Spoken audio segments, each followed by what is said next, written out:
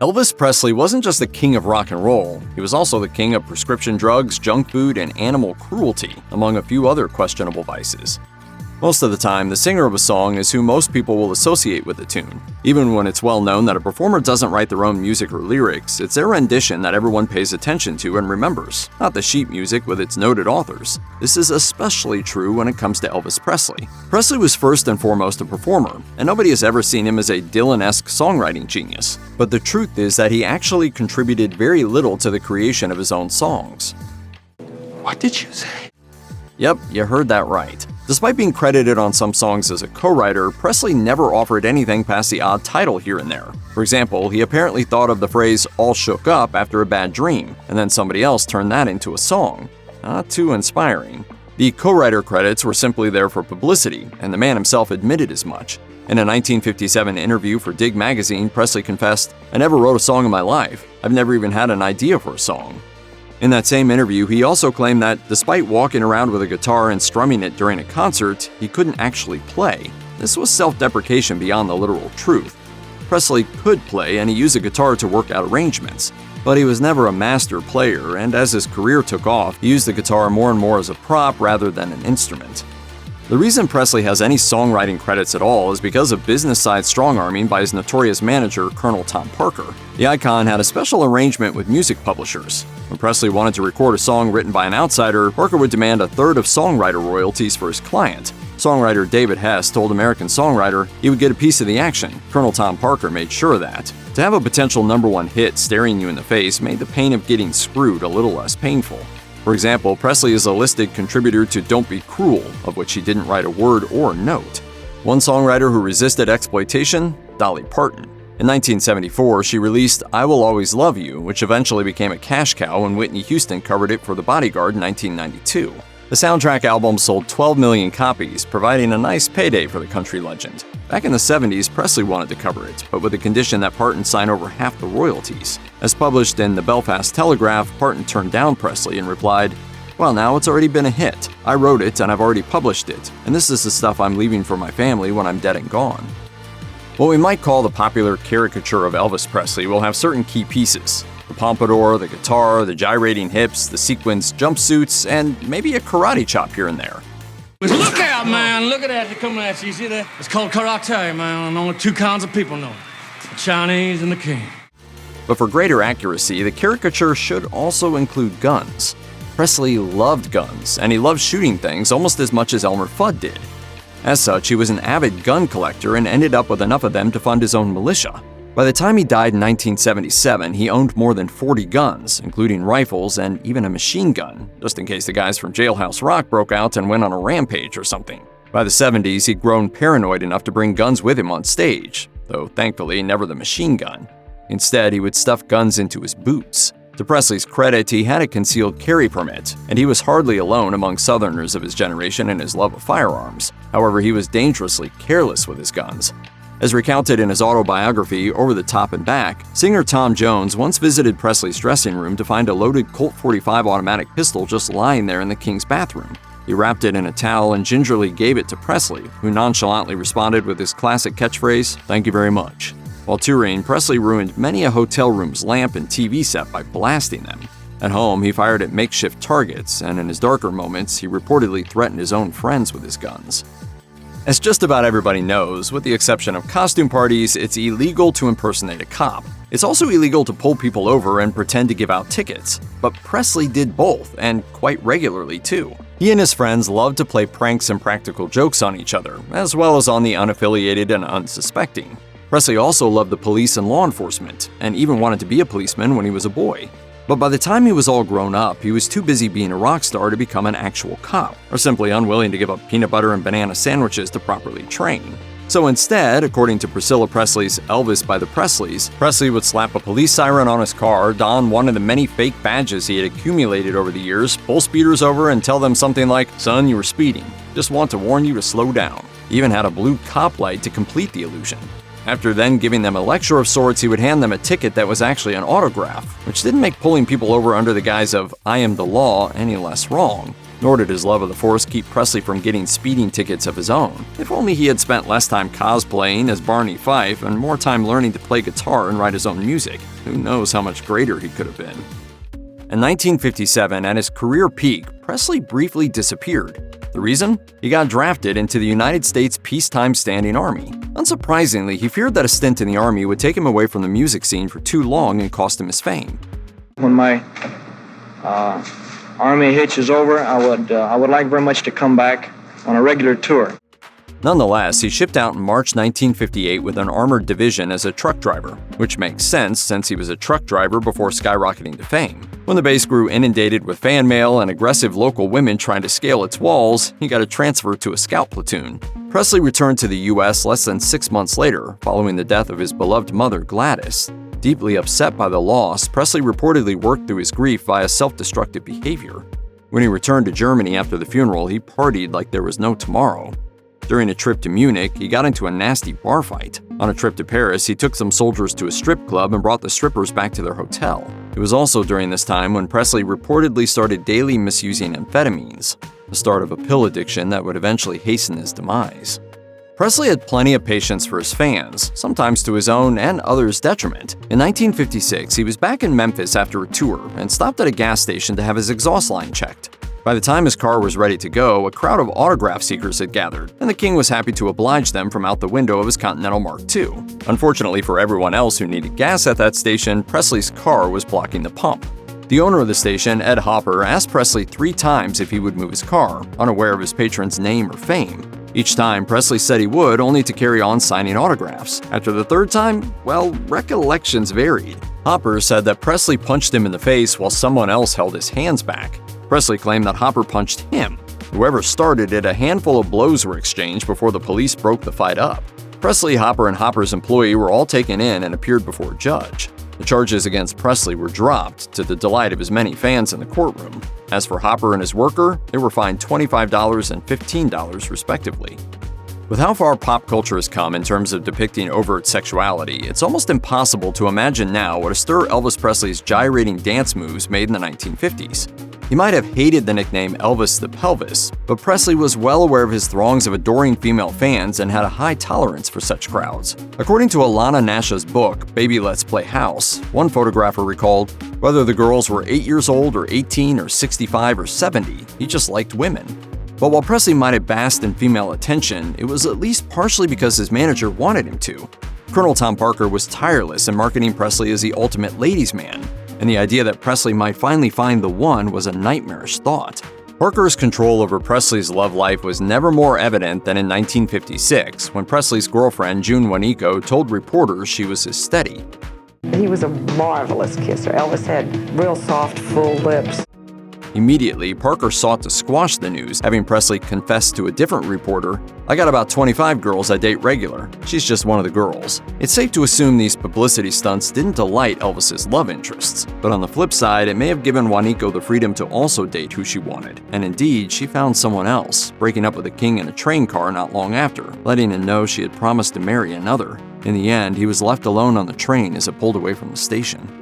After the king, there was the Fab Four. The Beatles took America and the rock genre by storm in the 1960s, throwing out sounds and ideas very different from the work of Elvis Presley. In a utopian world, the two acts would appreciate one another and get on well over the years, all while engaged in friendly competition. And in the one documented meeting between Presley and his Scouser rivals in 1965, such a relationship seemed in the cards. The Beatles had grown up admiring Presley after all. The 5 of them in the same room weren't terribly chatty, but they did enjoy a jam fest, and Presley was complimentary to the Beatles in a press conference a few years later. But by the time Presley sat down with President Richard Nixon in 1970, his tune on the boys from Liverpool had changed. At that meeting, the rocker unloaded, accusing the Beatles of representing all the worst aspects of the hippie movement. He told Nixon that the Beatles were a pack of opportunists who blew their way through America, made their fortune, and skedaddled back across the pond to rail against a country that had given them so much. Even Nixon, the poster child for paranoid grievances, was taken aback by Presley's attack on his fellow rock and rollers. He apparently moved the subject to more general griping about protesters, but Presley gave the same sort of speech to J. Edgar Hoover the next year, though this time he focused on the Beatles' appearance and the bad example it set. Why even be rich and famous at all if you don't blow your money on something preposterous once in a while? To that end, Elvis Presley blew money on the kinds of things one usually sees on celebrity TV shows such as MTV's Cribs, houses, cars, etc. But how many early 2000s celebs had a pet chimp? Decades before Michael Jackson and Bubbles, there was Elvis's pet chimpanzee Scatter. Before Scatter ended up with Presley, he belonged to Memphis TV host Bill Kilbrew, who taught him all kinds of tricks. Their favorite bit? Driving around Memphis while Kilbrew would lay low in the driver's seat and work the pedals while Scatter steered, shocking anyone who had never seen a chimp drive a car before. Somehow, Kilbrew got bored with Scatter after about a year and approached Presley about taking the chimp off his hands. Longtime Presley associate Alan Fortas told Elvis Australia, "I guess he figured Graceland was a kind of untamed place where a monkey would feel at home. But Party Central wasn't the most positive environment for a young chimp, which enabled him to indulge in all of his worst impulses." As Elvis's stepbrother Billy Stanley recalled, "He was always chasing the women, looking up their skirts, pinching their butt." Being that he was also a biter who attacked maids, wives, and Memphis Mafia men alike, Scatter eventually became too much to handle and he spent his final years caged and without company. Pretty sad. Presley first took up with the only woman he'd ever marry when she was barely a teenager.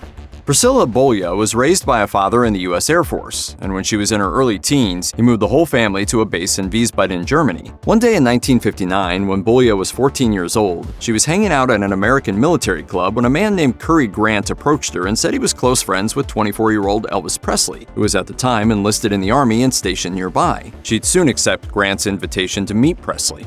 The first time he came face-to-face with her, he guessed she was a junior or senior in high school, only for Bolya to correct him. In an essay she penned for People, she recalled him quipping, "Why, you're just a baby." Before long, he was promising to look after her like a sister. Soon after that, they were a couple, much to her parents' dismay. Presley eventually charmed Bolya's parents, and the relationship continued. After Presley's discharge and return to the US, he'd fly Bolya out on occasion, sneaking off to see her without arousing suspicions of his girlfriend, actor Anita Wood. After Wood found out and broke things off, Presley invited Bolya to move in with him. She was 15 at the time. Throughout his relationships, Presley tried to exert control and influence over women. They had to be virginal, devoted, tolerant of any extracurricular activities he got up to on the road, and prepared to subsume their own personalities. It was a pattern he set early when he was 19 years old. Presley dated 15-year-old Dixie Locke, whose clothing choices he dictated. That behavior grew more pronounced when he entered into a relationship with Priscilla. The way, I looked and the way I dressed and how I wore my hair, how I wore my makeup, he had a say in everything. In her memoir, Priscilla opened up about how he took her on a 4-hour shopping trip in the early days of the relationship that she called the Elvis Presley fashion course. He insisted that she wore only the colors that he liked to wear, solids only, and never dark green or brown, because those reminded him of his military years. She explained, "I was Elvis's doll, his own living doll, to fashion as he pleased." Elvis and Priscilla married in 1967, more than 7 years after their relationship began in Germany in the late 1950s. The couple didn't physically consummate their relationship until their wedding night. In her 1985 memoir, Elvis and Me, Priscilla Presley recalled tearfully begging her boyfriend to meet her physical needs. He refused every time. She and Presley kissed and snuggled, and the couple took explicit, sexually charged Polaroid pictures of each other. Throughout their dating years, Presley carried on flings and affairs, notably with Anne Margaret while filming Viva Las Vegas. But Priscilla remained technically chaste, per Presley's wishes, and in line with a deeply held personal philosophy regarding whoever he chose to marry. She wrote in her essay for People, "Something in his southern upbringing had taught him that the right girl was to be saved for marriage. I was that girl." 9 months to the day after their 1967 wedding night, the Presleys became parents when their daughter, Lisa Marie Presley, was born. Priscilla wasn't exactly pleased with how quickly this happened after they wed. According to her memoir, she discussed getting a prescription for birth control pills with Elvis shortly before the nuptials. She wrote, "He had been adamantly against it. They're not good for you. I really don't want you taking them. They're not perfected yet. There's all kinds of side effects." After the birth of their child, Elvis lost all sexual interest in his wife, claiming that he couldn't be with a woman after childbirth. Priscilla wrote in her memoir, "He had mentioned to me before we were married that he had never been able to make love to a woman who had a child." Wow. That being said, it's well known that Presley had many girlfriends over his short life, the rich and famous among them. And even as he insisted on devotion and virginity from his steady girlfriends, and later from his wife, he made it clear that he wasn't playing by the same rulebook. Priscilla told Saturday Night he wasn't faithful, not that he had someone special, but when you're in the entertainment business, there's always that. Priscilla was torn between willful ignorance of the affairs and jealousy over Presley's infidelity, all while his wants and needs superseded her own. She said, "As much as he wanted to be married and have a family, I don't know if he was ever cut to be married, because I don't think he could ever be faithful to one woman." Priscilla had her own affair towards the end of their marriage with karate teacher Mike Stone, which helped to end her marriage. Even so, she and Presley remained close. Having a taste of his own medicine did nothing to curb Presley's dalliances. His long-term girlfriend Linda Thompson left him because of his many affairs, and because of his stubborn attitude about the differences between men and women when it came to sex. According to Express, he apparently told her, "A man can have an affair and it means nothing. It's just me rubbing up against somebody. Women aren't built like that." Priscilla was the only woman that Elvis Presley ever married, but it's been said that the king truly only had room in his heart for one woman, his mother, Gladys. The truth may have been that Presley saw something of his mom in his girlfriends and his wife. A friend of Presley's told a biographer he was attracted to women who reminded him of his mother, as Priscilla did, with dark hair and beautiful eyes. That could stem from Gladys's doting on her son when he was a boy. Presley's friend Sonny West wrote in Elvis Still Taking Care of Business, "She gave him so much love and attention when he was growing up that he came to put all mothers on a special pedestal." Because of his strong regard for motherhood, West claimed, Presley couldn't bring himself to be with any mother sexually. Beyond that, Gladys and Presley long referred to each other by fawning pet names. She called him Baby, Ageless, and Naughty, while he called her Baby in return, as well as Satinin, the name of a brand of lard. That extreme level of closeness between mother and son helped encourage actor Natalie Wood to break off her romance with Presley. She even witnessed the adult rock star sitting in his mother's lap. Elvis had a huge appetite. For women, sure, but also for food. In 1960, James Gregory wrote in the Elvis Presley story the details of the Southern boy's penchant for gigantic, heart-stopping Southern-style breakfasts. To quote, "Elvis loves enormous breakfasts, complete with sausage, bacon, eggs, fried potatoes, home-baked rolls, and coffee." In 1981, Presley's uncle Vester and a Graceland cook named Nancy Rooks published the Presley Family Cookbook, which featured some of the king's purported favorite foods. Delicacies included were the Southern fried squirrel, the leftover potato patty fry, and something called Pepsi Cola salad. The ingredients for the latter being black cherry jello mixed with chopped apples, cream cheese, pecans, canned pineapple, grapes, and raisins, with a basting of Pepsi. In the 1995 BBC special The Burger and the King, longtime Graceland cook Mary Jenkins discussed Presley's relationship with food, particularly his fondness for butter-fried peanut butter and banana sandwiches. Then I take them and cut them, put them on the platter and take them back to me. And he said, "That's what I want, that's right." She also described a time when she once snuck Presley a bag of forbidden hot dogs when he was hospitalized. According to her, Presley once said that the only thing he really got enjoyment out of was eating food. But back to peanut butter sandwiches, which probably nobody loved more than Elvis Presley. In the 70s, he discovered a Denver restaurant, the Colorado Mining Company, and their ridiculously over-the-top sandwich, the Fool's Gold. It consisted of a loaf of bread slathered with a jar of jam, a jar of peanut butter, and a pound of bacon. Elvis fell in love with the sandwich so much that he would fly out to Denver just to order one. As Elvis did pretty much everything to the extreme, it should come as no surprise that his diet and weight loss regimens pushed the boundaries of good sense. As much as the king binge ate, he felt guilty and upset about packing on the pounds he so famously added to his sparkly jumpsuit-covered frame in the 1970s, though only towards the end of the decade, which was sadly near the end of his own life. And so he engaged in some of the era's many ill-advised weight loss schemes. He pursued some sensible strategies as well. He had his karate and some favorite recreational sports. But according to The Independent, Presley once became convinced he could quickly shed some extra weight by eating jelly made out of black cherry soda and bananas, and nothing else. He tried it for weeks, but it didn't bring long-term weight loss. He also tried something called the Sleeping Beauty diet, in which people have a doctor place them in a medically induced coma. While they sleep, the body wastes away, living off itself to stay alive. This is, to put it mildly, not recommended by reputable doctors. They're still warning people about the diet, which has lingered on to the present day. In Presley's case, he swore off the idea, though he never reached the danger zone. His Sleeping Beauty pursuits reportedly ended when he fell out of a hospital bed and roused himself from his coma. Elvis was famously photographed shaking hands with President Richard Nixon, and the special occasion was Presley's successful quest for a Federal Bureau of Narcotics badge. This badge wasn't just another for his collection either. The king really was legitimately concerned about illicit drug use and considered himself well positioned to help lead young people away from them. He also worried that drug use was a fuel for anti-American sentiment in the 1960s. But in Presley's mind, the dangerous drugs were the illegal kind: pot, coke, acid, all that sort of stuff. He didn't see any harm in using drugs prescribed by a doctor, and he used a lot of those kinds of drugs. After his death in 1977, a toxicology report found 14 different drugs in his system, with 10 present in significant quantities. Presley had been taking this dangerous cocktail for years and had already had several overdoses. Presley could get almost any drug he wanted thanks to his personal physician, Dr. George C. Nikopoulos, who first began treating the king for insomnia in 1967. Presley's issues with insomnia were real, and treatments like amphetamines were still legal at the time. But his over-reliance on drugs, worsened by his divorce, was obvious by the end. And when Dr. Nick wouldn't provide, Presley's fame and fortune could convince plenty of other less scrupulous doctors to help grow his supply. Elvis movies have their fans, and individual titles have admirers in the critical and filmmaking communities, but taken as a whole, his filmography is often regarded as a succession of formulaic and lackluster musicals, a waste of any potential acting talent Presley may have had. Simply put, it wasn't the way that he wanted his time in Hollywood to be regarded. Presley entertained acting ambitions right from the start, and he hoped to follow in the footsteps of stars like James Dean. He lobbied for straight parts in dramas, not for fluffy musicals. He got a handful of chances to stretch as an actor both at the beginning and end of his career, and when he departed from type and really tried to play a part, he convinced many that he had acting chops to match his famous pipes. But his manager, Colonel Tom Parker, and Hollywood executives weren't interested in Presley's burning ambitions to be the next James Dean.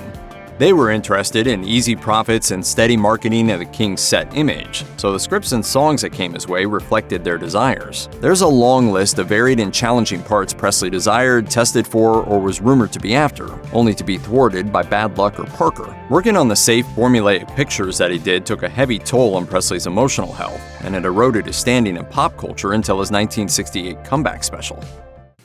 Look, kid, get out of here and mind your own business, huh?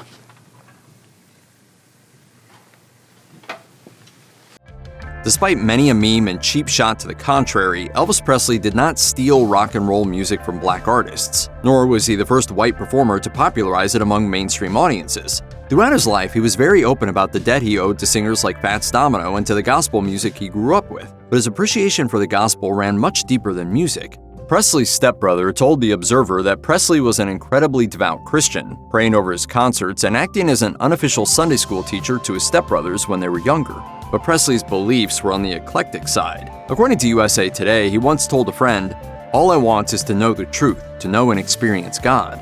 To that end, in addition to his Pentecostal faith, he dabbled in meditation and Taoism, wore the symbols of various religions, and read extensively on spiritualism. According to Careless Love, the unmasking of Elvis Presley, it distressed Presley greatly that, despite his sincere belief, he never had a direct spiritual or religious experience. The older, lonelier, and more paranoid he got, the more Presley leaned into spirituality, searching for some meaning to life beyond his fame and fortune. He once lamented, "There has to be a purpose, there's got to be a reason why I was chosen to be Elvis Presley." He was allegedly considering converting to Mormonism at the end of his life, which helped justify the church rebaptizing him after his death. Everyone wants to shed this mortal coil in a sweet and dignified way, but unfortunately, fate didn't allow Elvis such a death. In August 1977, the king of rock and roll, at the very young age of 42, died alone in the middle of the night at his Graceland estate, in the bathroom. His heart stopped while he sat on the toilet, and he keeled over with his pants around his ankles. The local county medical examiner initially attributed Presley's death to heart issues. Results of the autopsy are that the cause of death is a cardiac arrhythmia due to undetermined causes. But as we mentioned earlier in the video, the official toxicology report complicated that finding. Turns out, they found a Valley of the Dolls meets Studio 54 variety of drugs in Presley's system, including codeine, quaaludes, a couple of prescription sedatives, a barbiturate, morphine, and the painkiller Demerol, all of which also contributed to his untimely death. In 1980, Dr. Nick faced a 14-count indictment for overprescribing drugs to Presley and other celebrities. He was ultimately acquitted, but later lost his license to practice medicine in Tennessee. If you or anyone you know needs help with addiction issues, help is available. Visit the Substance Abuse and Mental Health Services Administration website or contact SAMHSA's National Helpline at 1-800-662-HELP 4357.